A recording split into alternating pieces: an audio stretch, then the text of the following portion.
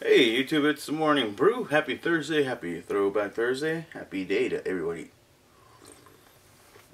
Yeah, Scooby mug with a nice old, like 4-year-old Comic Con shirt, which is all the weapons of Legend of Zelda.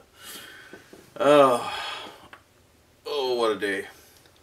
So, only 2 stories today, so that means I get to share a little bit. So on the sharing part of things, of course, girls still doing the supernatural thing well into 5th season, I guess. I've created a monster. Other than that, had a fun.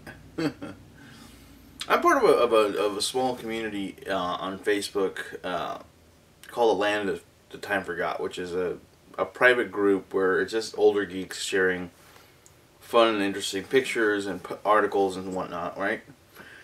Well, somebody shared a photo where it's Superman, with an apparently had intercourse with Catwoman, and he's covered in scratch marks. I can blatantly see just her scratching the crap out of him, and she happens to be a redheaded Catwoman. So the argument was immediately made of how the hell does Catwoman have enough strength to claw mark the hell out of Superman? And of course, as geeks being geeks, we all started having theories that the claws are made of certain materials, or some small amount of kryptonite was available to make him vulnerable to it, and blah, blah, blah, blah, blah. And then, in my all genius smartness, I'm smart, SMRT smart. I decided to mention that. I don't know why I'm talking about this, but there's a certain reason that Superman doesn't get around as much as he would like to, or as much as some people would think. During Smallville, quite a few times it was mentioned that Clark couldn't get physically involved with a girl because certain acts of sex would, well, basically kill them, aka blow the top of their head off and so on, from pressure. In fact, during Frank Miller's The Dark Knight, Superman and Wonder Woman get it on, and they got it on so hard and so bad that they caused a tsunami because of their thrusting apparently shifted winds and tectonic plates and all that stuff. So, and by the way, this is a censored version of what I said, but I basically said, when he finishes the act, basically kill her. Well, somebody decided to go, Smallville isn't canon and it sucked. Smallville was full of writers who were told, forget everything you know about Superman and make up your own crap. Okay. Typical angry geek or nerd reaction. So I decided to go, but good sir, here's what happens.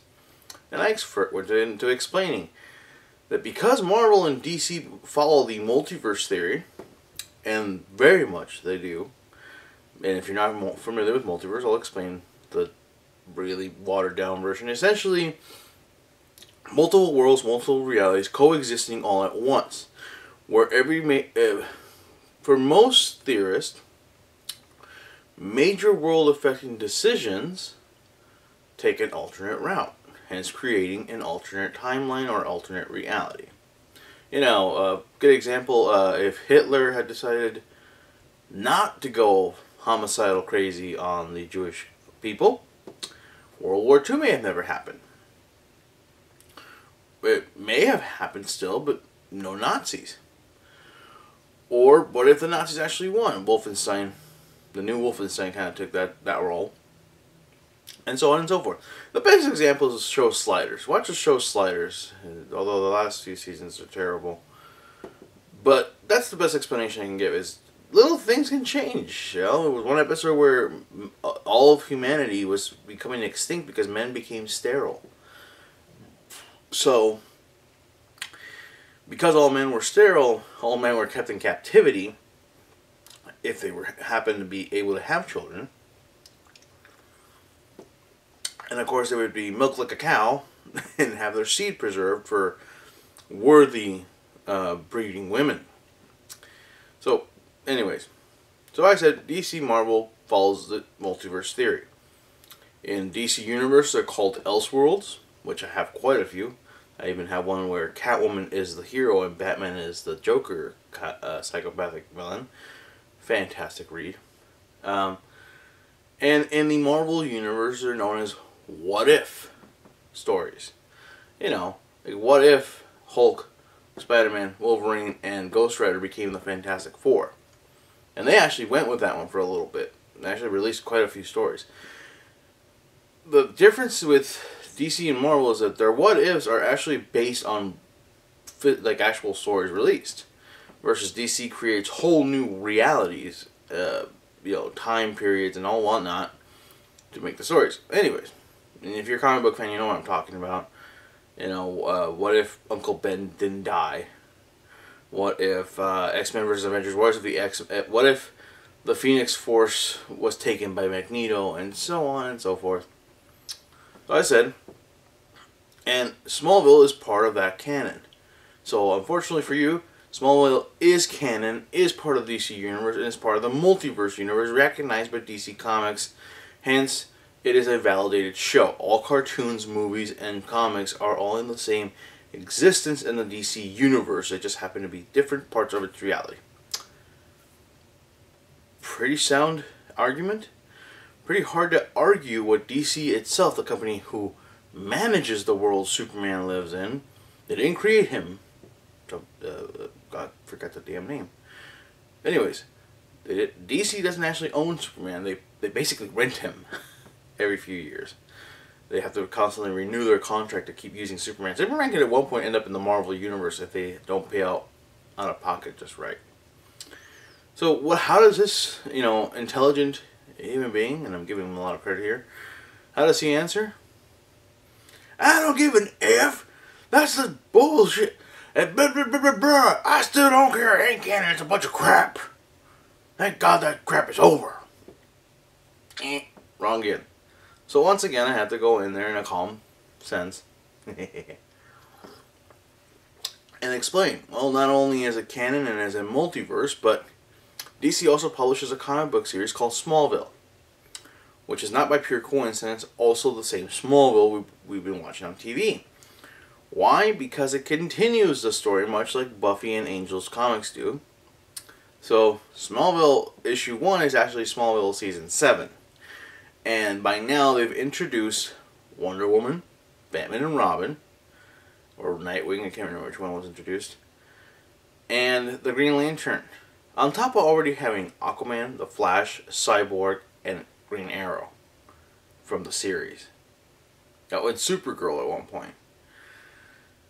Apocalypse, Doomsday, a bunch of villains. Brainiac was already introduced in the show before the show even ended. So I'm sorry, but I believe my point has come across once again that, like it or not, that's the biggest thing. Oh, and he also bitched about why is Catwoman a redhead? And I said, okay, really, we're gonna bitch about the woman's hair color? We've had two black women portray Catwoman in the past, and we're gonna bitch about a white girl with dyed her hair red.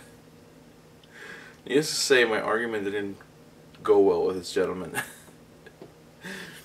Anyways, last on the sharing part.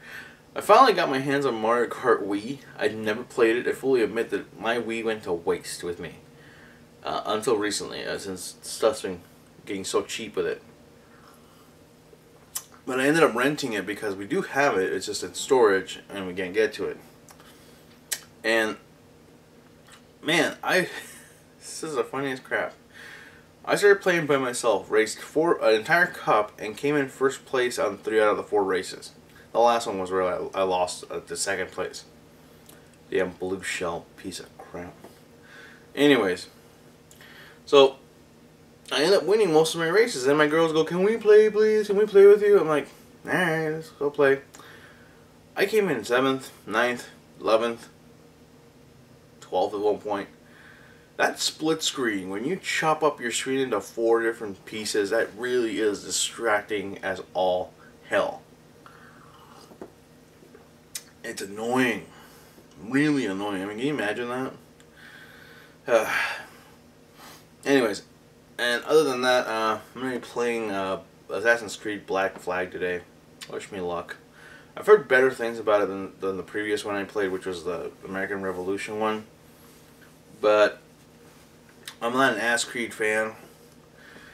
And with the next one called Unity, I had to do that. I'm not too excited about the franchise anymore. Anyways, so let's start with the news really quick, because this is going to be... Oh, that's already 11 minutes. Anyways, so, remember yesterday I talked about North Korea? Remember yesterday I told you how the spokesperson from North Korea said it was insulting and nobody would like the fact that, you know, if they made a Let's Kill Obama movie, Americans wouldn't be happy? Well, apparently North Korea's at it again, because now they're saying that if the film is released, it will be considered an act of war. Now, this has been said by an unofficial spokesperson for North Korea, aka Crazy Uncle. But then it was released officially that North Korea promises merciless... hold on, I have to find this. Dang it. Seriously, need my glasses again.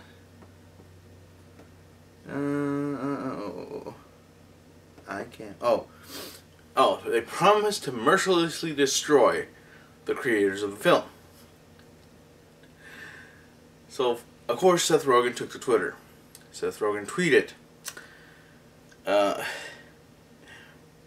people don't usually want to kill me for one of my movies until after they paid $12 for it. I'm glad he's having a good time with this. I don't know how serious the threats are, but it's North Korea and they're crazy over there. And I've been told by a few people that I need to stop talking about them in that sense, but seriously, I'll say it again. I completely agree with their previous statement that it's an insulting film. I mean, come on, Team America was pretty bad too, but this is pretty bad. This is the entire purpose of the movie. Is Seth Rogen and James Franco are reporters who are got an exclusive interview with Kim Jong-un, and they've been asked by the CIA to go assassinate him, and they take the job. Now, when I say I completely agree with their previous statements, I agree. Americans would not like it if they made a Kill Obama movie. I agree that it's very insulting to make a movie where the entire purpose is to assassinate a real-world leader. Now, granted, Americans make films and TV shows like 24, where we go and kill off the president. But here's the thing, is the presidents we use are made-up presidents. They're not really serving as you know, current president. So, when we use an actual character like Kim Jong-un, who is a real person and has his issues and real power, quote-unquote, it'd be the same thing as, I don't know, put in random celebrity even, and make an entire movie about killing them or hurting their family or something. People would be in an uproar. So I understand their point. I think that declaring an act of war, declaring that they will destroy, mercilessly destroy people who created the film based on it, shows two things. One, no sense of humor. And two, somebody's craving a lot of attention here, because this is basically a pissing contest between North Korea and Seth Rogen. Because the United States isn't getting involved. The likelihood of them stopping the film from being released is low, if they even are considering the option. But essentially, is let's see who can piss the furthest, or whose junk is longer. It's ridiculous. It's stupid. And if this actually does break out into war, it's just gonna be pointless. And Seth Rogen, I mean, I love you, man, but jeez, come on, let's stop with the Twitter crap, you know. You're poking the bad haircut bear.